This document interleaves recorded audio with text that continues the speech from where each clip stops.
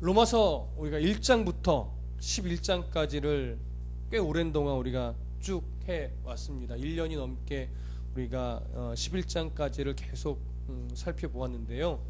결국 1장부터 11장까지 이렇게 정리해 보라고 하면 결국 하나님께서는 유대인과 이방인을 모두 다 동일하게 사랑하신다는 겁니다.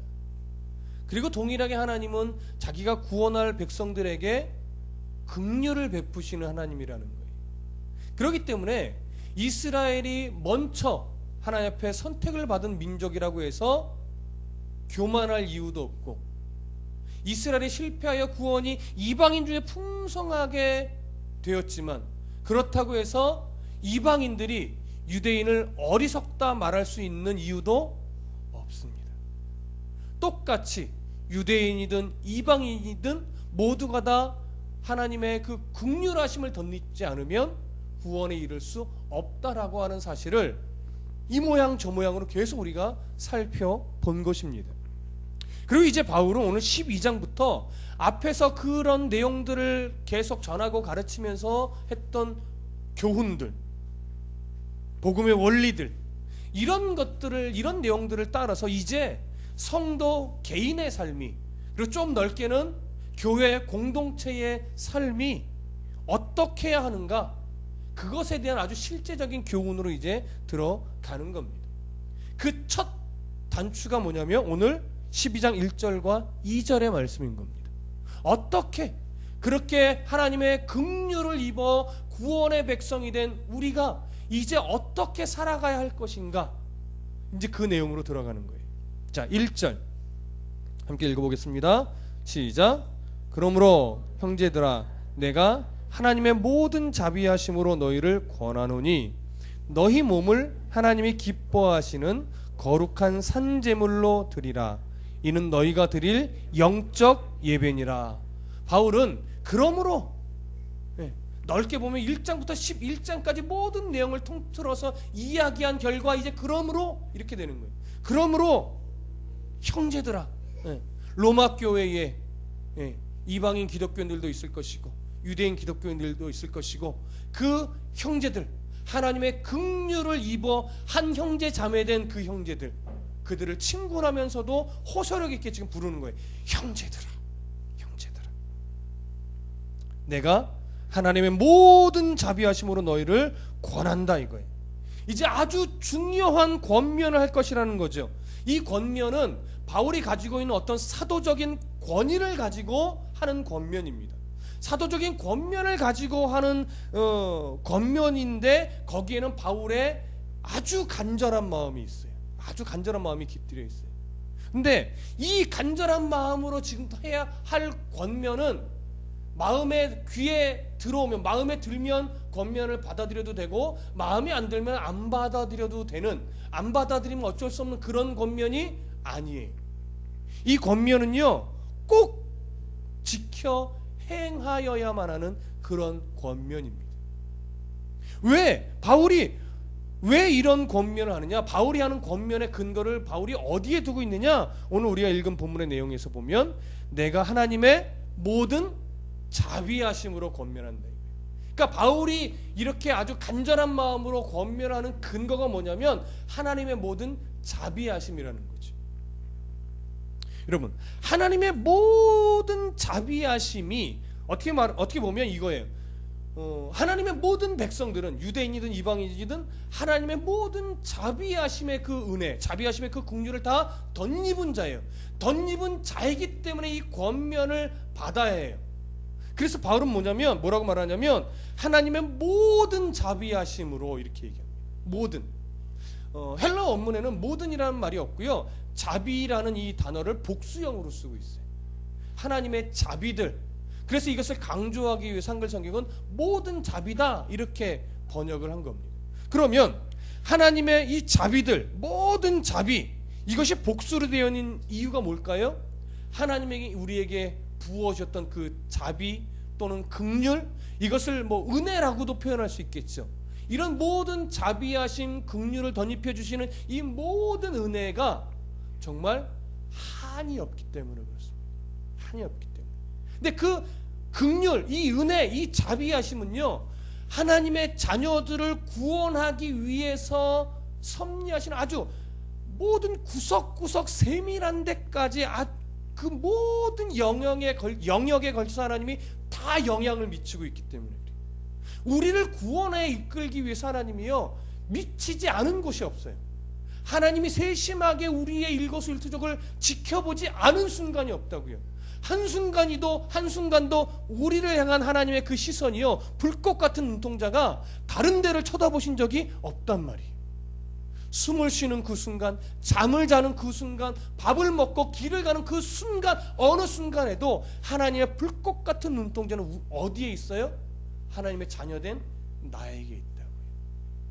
하나님이 실수해서 우리를 어려움 중에 놔두시는 것 아니에요. 하나님 실수해서 우리를 넘어뜨리는 것이 아니에요. 넘어짐마저도 우리의 구원을 위해서 필요하기 때문에 어떻게 해요? 넘어진 대로 때로는 놔두시는 거예요. 때로는 어려움 중에 그냥 놔두는 게 우리의 구원을 위해 도움이 되기 때문에 하나님이 우리식 표현대로 하면 침을 꿀꺽 삼키고 어떻게 해요? 내버려 두시는 거예요. 하나님이 이런 모든 우리의 구원을 위한, 또 좀 넓게 보면 우리의 어떤 신앙적 성숙을 위해서 하나님이 베푸시는 모든 은혜는요, 우리 모든 삶의 구석구석 흔적흔적들마다 다 영향을 미치고 있기 때문에 그렇습니다. 근데 이 영향력은요, 유일한 영향력이에요. 다른 것으로는 우리의 구원에 어떤 영향을 미치는 것이 없어요. 오직 하나님의 이 자비, 이 은혜만이 우리의 구원과 성숙을 위하여 모든 영향에 미치는 영향력이에요. 이걸 우리가 받고 있기 때문에 지금도 이 영향력 안에, 이 은혜 안에, 우리가 이 자비하심 안에 있기 때문에 어떻게 해요? 바울의 권면을 꼭 들어야만 하는 겁니다. 자, 이해되시죠? 그래서 바울은 자신 있게 이제 권면할 수 있는 거예요. 그러면 보십시다. 권면의 내용을 보십시다. 너희 몸을, 이렇게 말해요. 너희 몸을 하나님이 기뻐하시는 거룩한 산제물로 드리라. 이는 너희가 드릴 영적 예배니라. 이렇게 말을 합니다. 앞부분을 보면 이거예요. 너희 몸을 하나님이 기뻐하시는 거룩한 산제물로 드리라 이거죠. 자, 거룩한 산제물로 드려져야 할 것이 뭡니까? 짐승이에요? 우리의 몸이에요? 우리의 몸이에요. 원래는 구약시대에는 뭘로 제물을 삼아 제사드렸죠? 네, 짐승으로. 짐승을 죽여 피를 내고 그것을 태워서 하나님 앞에 올려드렸다고요. 근데 이제는 예수 그리스도로 말미암아 짐승을 태워 죽이는 시대는 지나갔어요. 이제는 뭘로 드려요? 우리의 몸을 거룩한 산제물로 드려요. 그래서 산제물이에요. 우리 대신 누가 완전하게 죽으셨으니까? 예수 그리스도께서 제물 되어 죽으셨으니까. 이제는 우리의 몸을 산제물로 드려야 할 때예요. 그러면 오늘 성경에서 우리의 몸이라고 할 때 이 몸은요, 원래 헬라어에서 크게 몸, 육체를 말하는 것은 크게 두 단어를 씁니다. 하나는 사륵스라는 단어를 쓰고 하나는 소마라는 단어를 쓰는데, 사륵스라는 말은 우리의 단순한 이 몸을 말하는 것이 아니라 죄로 자꾸 기울어지는 우리의 경향들, 죄성들, 이거예요. 근데 이러한 육체, 이러한 몸을 산제물로 드리라고 표현한다면 우리가 거룩한 행위로 하나님 앞에 드리라는 얘기일 거예요. 근데 오늘 본문은요, 사륵스라는 표현을 쓰고 있지 않고 소마라는 표현을 쓰고 있어요. 거기다가 소마를 복수형으로 쓰고 있어요. 소마는 그냥 이 육체, 몸, 이걸 말하는 겁니다. 근데 복수형이에요. 몸들 이렇게 되어 있어요. 몸이 여러 개여서 그럴까요? 그래서 그러는 것이 아닙니다. 이 몸, 너희 몸들을 하나님 기뻐하시는 산제물로 드리라. 이 표현은요, 우리의 몸이 아직 완전한 하나님의 나라를 살고 있는 것 아니에요. 그렇죠? 그 나라를 소망하면서 지금 어디에서 살아요? 이 땅에서 살아요.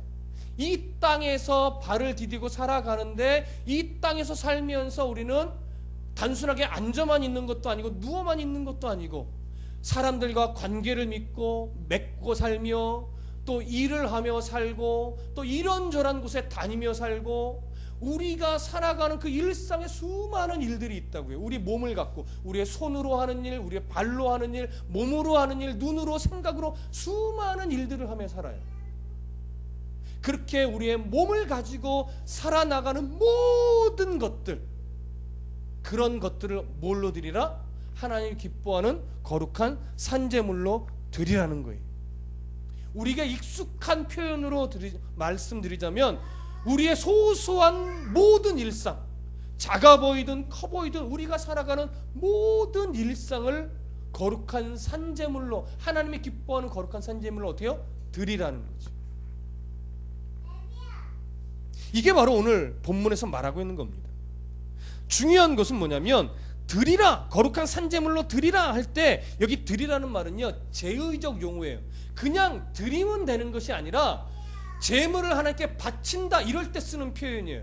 그러니까 우리의 모든 일상이 뭐가 돼야 돼요? 제물이 돼야 돼요. 우리의 모든 일상. 그러니까 우리의 모든 일상이 제물이 되는데 산제물이라고 말하고 있어요. 그것은 뭐냐면 우리의 일상이 하나님이 기뻐하는 일상이 되어야 된다는 거죠. 그러니까 다시 생각하면요,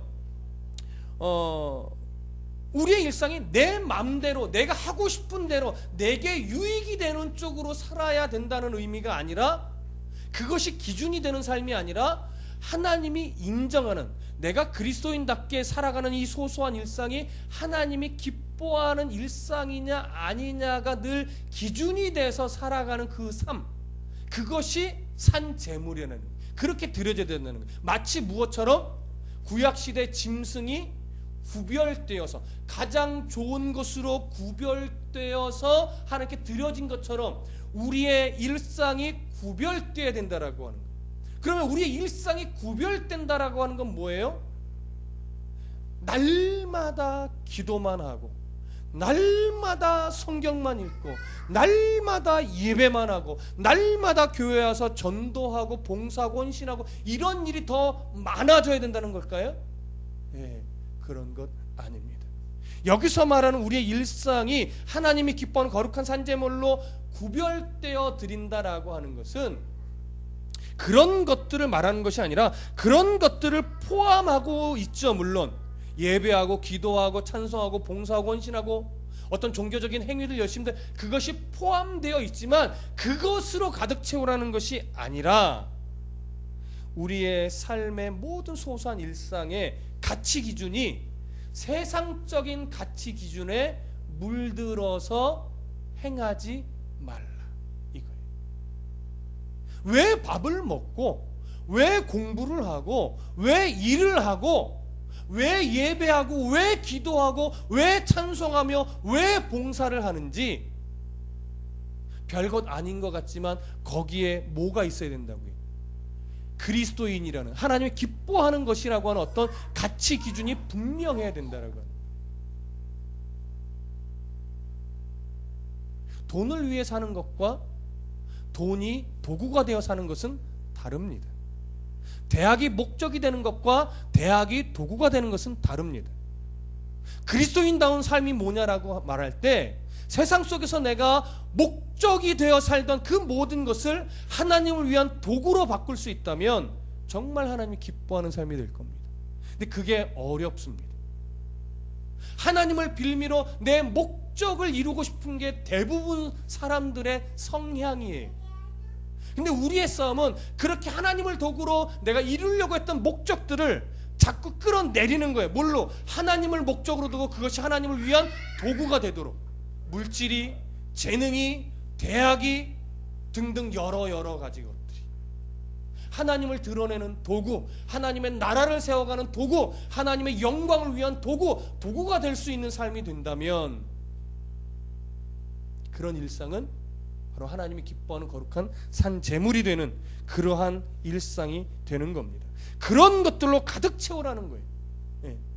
예배를 드리는데, 기도는 하는데 우리의 일상이 하나님이 기준이 아니라 늘 내가 기준이라면, 내가 유익하고 내가 잘되고 우리 자식 새끼들이 잘되는 것이 기준이라면 그것은 산제물이 될 수 있다 없다? 없다는 거예요. 그걸 우리는 분명하게 알아야 됩니다. 바울은 이렇게 살아가는 일상의 산재물, 이것을 무엇과 동일시하냐면 영적 예배와 동일시하고 있습니다. 그러니까 영적 예배라고 하는 것은 단순하게 이 공간에 모여서 찬송하고 기도하고 말씀을 듣는 이것만을 말하는 것이 아니라는 사실을 우리는 지금 분명하게 알게 돼요. 이는 너희가 드릴 영적 예배니라. 거룩한 산제물이 되는 것, 하나님이 기뻐하는 거룩한 산제물이 되는 것. 근데 여기서 우리가 중요해 볼 것이 있어요. 영적 예배라고 말할 때 이 영적이라는 헬라어 단어는요, 이성적이고 합리적이라는 의미예요. 여기서 영적이라는 것은, 우리가 영적이라고 하면 기본적인 느낌이 뭐예요? 무슨 뭐 환상도 있고 막 기적이 일어나고 막 꼭 그런 뭔가 좀 초월적인 현상들, 그런 것들로 우리가 생각하기 쉬운데 헬라어로 보면 달라요. 여기서 말하는 영적은 이성적이고 합리적인 걸 말합니다. 그렇기 때문에 영적 예배는요, 어떤 신비한 현상들로 막 가득 찬 예배, 막 기도만 하면 방언이 터지고 막 안수만 하면 병든 자가 낫고 막 하나님의 환상이 들리고 막 찬송하면 맨날 눈물 콧물에 범벅이 되고, 이런 식의 예배를 말하는 것 아니에요. 그것이 틀렸다가 아니라 그런 예배를 영적 예배라고 말하는 것은 아니다라고 하는 거예요. 물론 영적 예배 안에 그런 모습이 한 면 있을 수는 있어요. 그렇죠? 그러나 그것이 영적 예배의 기준이 아니라는 거예요. 영적 예배는요, 합리적이고 이성적인 예배예요. 조금 더 쉽게 얘기하면요, 영적 예배라고 하는 것은 뭐냐면 죄에 붙들린 불합리한 어떤 이런 미신적인 예배를 다 버리는 거예요. 그리고 우리의 어떤 그 머리, 우리의 의지, 우리의 생각, 우리의 이성, 이걸 갖고 예배하는 거예요. 조금 더 쉽게 얘기하면 이거예요. 정신 똑바로 차리고 드리는 예배. 뭔가에 막 취해서 드리는 예배가 아니라 정신을 똑바로 차리고 하나님의 음성을 분별하여 들으며 내 삶에 무엇이 부족했고 무엇이 하나님 앞에 기쁨이 되었는가를 생각하며 내가 어떻게 하나님 앞에 다시 내 삶을 다듬어야 될 것인가, 하나님 오늘 말씀으로 나의 어떠한 부분을 다듬기를 원하시고 어떠한 부분을 칭찬하고 계시는가, 이런 것들을 이성적으로 생각하고 판단하면서 우리의 의지를 말씀에 자꾸 굴복시키려고 하는 다짐과 결심들, 이런 것들이 어우러지는 예배가 뭐예요? 이게 영적 예배라는 거예요. 근데 자꾸 이런 것이 혼돈하니까 마치 좀 이렇게 딱딱한 예배라고 해야 될까요? 좀 생각하고 말씀 중심의 어떤 이렇게 예배를 드리면 뭔가 자꾸 2% 부족해하는 사람들이 있어요. 왜 그래요? 눈물 콧물도 좀 빼고 막 이러다면서 땀도 좀 흘리고 뭔가 좀 한 바퀴 뒹굴고 그렇게 예배를 드려야 예배를 드린 것 같이 여기는 이런 성향의 사람들이 있어서요.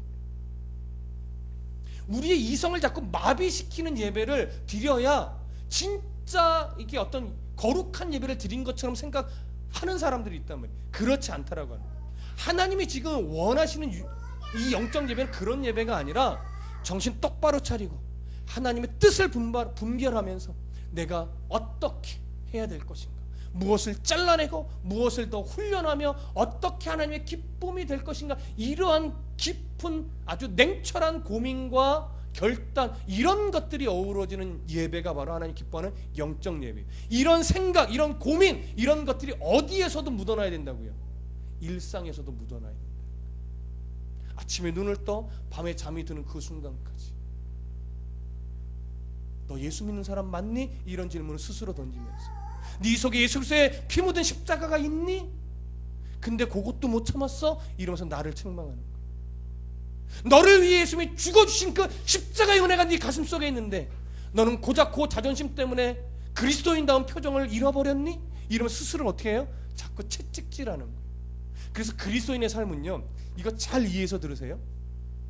그리스도인의 삶은 날마다 감격 속에서 사는 삶이 아닙니다. 그리스도인의 삶은요, 이렇게 표현할 수 있어요. 십자가를 붙들고 한숨 쉬면서 가는 길이에요. 이게 무슨 의미인지 아시겠어요? 십자가 붙들고서요 울면서 가는 길이에요. 십자가 붙들고 한숨 퍽퍽 쉬면서 정말 내가 막 어휴, 이래도 참아야 되네 막 이러면서 가는 길이라니까요. 그러다가 어느 순간 그래도 내가 잘 가고 있구나 그 기쁨을 얻고 다시 십자가 지고 한숨 쉬고 십자가 지고 넋두리하고 십자가 지고 눈물을 흘리면서 또 가는 거예요. 견디면서. 그러다가 그래도 내가 잘 가고 있구나 또 감사하고 기뻐하는 순간도 오고. 이게 그리스도인다운 삶이에요. 뭐 맨날 넘어지지도 않고 말씀만 읽으면 막 은혜가 되고 기도만 하면 하나님의 음성을 듣고 막 한순간도 하나님과 동행함을 못 느끼는 적이 없이 그렇게 살아간다고요? 천만의 말씀이에요. 그렇게 살아갈 수 있는 성도는 없습니다, 여러분. 영적 예배는요 바로 이런 거예요.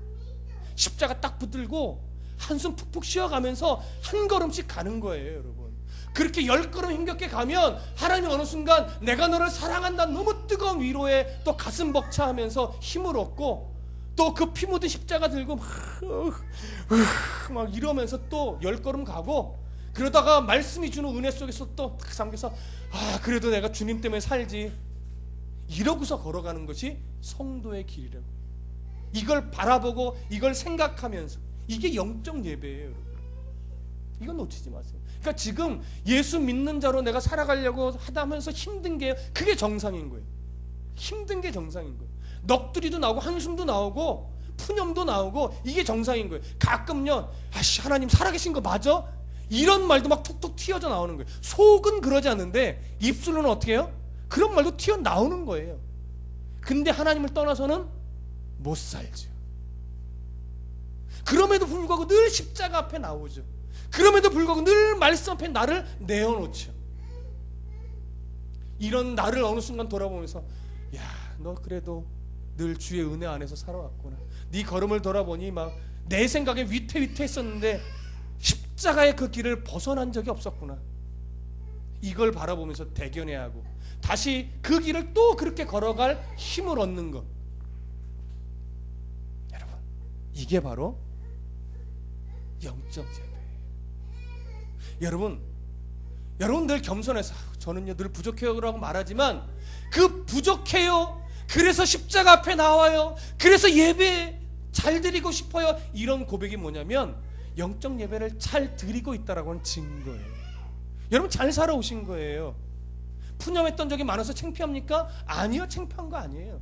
영적 예배를 잘 살아오셨기 때문에 푸념도 있었고 넋두리도 있었고 한숨도 있었던 거예요. 그게 일상이에요. 그게 그리스도인이 하나님께 드려야 될 거룩한 산 제사의 삶이라고.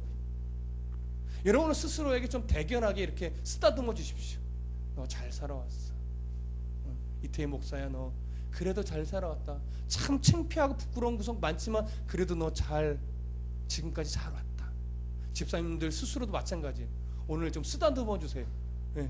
한숨이 많았던 그 뒤 예전 길을 바라보면서 그래도 너 잘 걸어왔다. 이런 위로가 있어요. 오늘 하나님 위로하시는 거예요. 맨날 성경에 책망만 하지 않아요. 오늘 위로가 있다고요. 위로가. 여러분들 하나님 이렇게 위로하시는 거예요. 그러니 앞으로도 더 한숨은 쉴지언정 내가 원하는 그 길을 떠나서는 된다 안 된다? 안 된다. 한숨 쉬어도 된다. 그러나 그 십자가의 길 위에서 한숨을 쉬어라. 넋두리 해도 된다. 푸념해도 된다. 보혈의 십자가를 붙들고 푸념해라. 그게 하나님이 기뻐하는 거룩한 산제사입니다. 여러분, 이런 일상을 포함하는 영적 예배의 중요성이 어디에 나타날까요? 성경에 고스란히 나타나요. 우리가 어디서 볼 수 있었어요? 창세기에 가인과 아벨의 사건에서 여지없이 보았습니다. 가인과 아벨의 제사, 누구 제사만 받으셨어요? 아벨의 제사만 받았어요. 왜요? 재물의 좋고 나쁨이에요? 아니었어요. 성경은 가인의 제사를 받지 않으실 때 가인과 그 재물을 안 받으셨어요. 그 가인과라고 하는 것은 뭐냐면 그 재물을 드릴 때까지 살아왔던 가인의 삶의 자세가 들어가 있는 거예요. 그 재물이 하나님 보시기에 기뻐할 수 없는 재물이에요. 왜냐하면 그걸 드리기까지의 가인의 삶은요 하나님 중심이 아니었기 때문에 그래요. 그래서 그 가인과 그 재물, 가인의 전체적인 삶의 모든 것을 안 받으신 거예요. 그 일상을 거절하신 거예요. 너의 일상은 내가 없었다 이거죠. 네가 지금 화려하게 나에게 재물을 바치며 예배를 하고 있지만 너의 일상에는 내가 없었다 이거예요. 그래서 가인과 그 제물을 안 받으셨어요. 아벨은요, 아벨과 그 제물을 받았어요. 그 제물을 하나님께 구별하여 올려드리기까지 그의 삶의 모든 일상의 자세는 하나님의 은혜로 사는 삶이었어요. 그 일상을 하나님이 받으신 거예요. 그래서 일상에 하나님을 향한 몸부림이 없는 사람은요, 주일 예배에 정말 하나님으로 인해 기뻐할 수 없는 거예요. 평상시 일상을 하나님식으로 살려고 몸부림쳤던 흔적이 있어야 주일에 나와 하나님 앞에 예배할 때 그 감사가 더 깊어지지. 화려함을 찾는 것이 아니라, 뭔가 세련됨을 찾는 것이 아니라 은혜로 살아왔던 흔적이 다시 말씀 안에서 하나님의 은혜가 들어오니까 감사의 제단을 쌓을 수 있게 되는 거죠. 이것이 바로 오늘 본문에서 너희 몸을 하나님이 기뻐하는 산제물로 드리라고 하는 겁니다. 그래서 그 제물이 되는, 하나님이 기뻐하시는 산제물이 되는 그 기준점이 뭐냐? 내가 좋은 것, 내가 즐거운 것, 내가 행복한 것이 아니라 하나님이 인정하실 만한 것, 하나님이 기뻐하실 만한 것, 그것이 늘 기준이 된다라고 하는 거죠. 그러니까 보십시오. 보통 일반적으로 성도들이 뭐 예배가 은혜가 안 돼요, 예배 드려도 도대체 뭐 집중도 안 돼요 라고 말할 때, 어떤 때는 예배가 잘 드려지고 어떤 때는 예배가 잘 안 될 때가 있잖아요, 사실 솔직하게. 근데 그 이유가 뭐냐면요, 그 예배의 기준이 내 감정 상태가 되어서 그래요. 내가 기분이 좋으면 예배도 즐겁고, 내가 기분이 꿀꿀하면 예배도 자꾸 꿀꿀해지는 거예요. 그건 물론 어쩔 수 없습니다, 여러분. 그러나 우리가 거룩한 산제물이 될 때는요, 하나님 앞에 늘 간구해야 되는 게 그거예요. 하나, 오늘 내 감정 때문에 하나님께 드리는 예배가 망가지지 않도록 뭐 하달라고요? 도와달라고. 이 고백이 있어야 되는 거예요. 내 감정이 지금 참 꿀꿀합니다. 오늘 비도 오고 지나가는데 차가 물튀겨서 옷도 젖고 찝찝해요 하나님. 그래서 기분이 꿀꿀해요.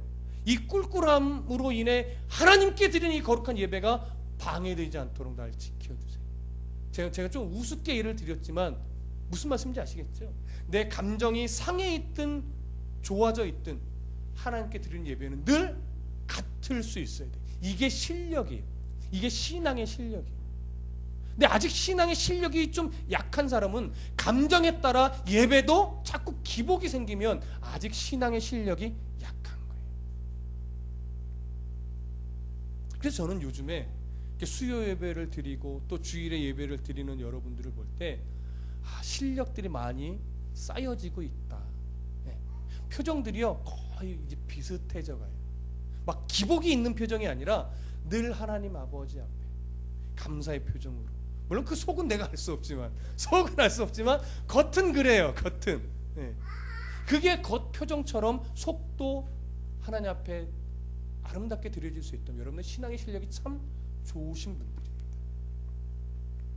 이것이 바로 이런 삶의 진실함이 있는, 이런 삶의 일상의 소소한 데까지도 하나님을 기준으로 삼으려고 애쓰고 있는 성도, 그 성도가 바로 바울의 이 권면을 받아들이는 성도일 것입니다. 여러분 그런 삶을 살고 계시죠? 내일도 꼭 이런 일상을 살아내셔서 하나님 앞에 거룩한 산 제물이 되시기를, 그래서 영적 예배, 하나님 기뻐하는 영적 예배의 삶을 하나님 앞에 내어드리고, 그 내어드림을 갖고 주일에 오셔서 예배함으로 말미암아 하나님이 아벨과 그 제물을 받으셨던 것처럼 여러분들의 일상과 여러분들의 예배를 제물로 하나님 기뻐 받으실 수 있기를 간절히 소원합니다. 아멘. 다음 주에 12장 2절 말씀을 나누도록 하겠습니다. 기도하겠습니다.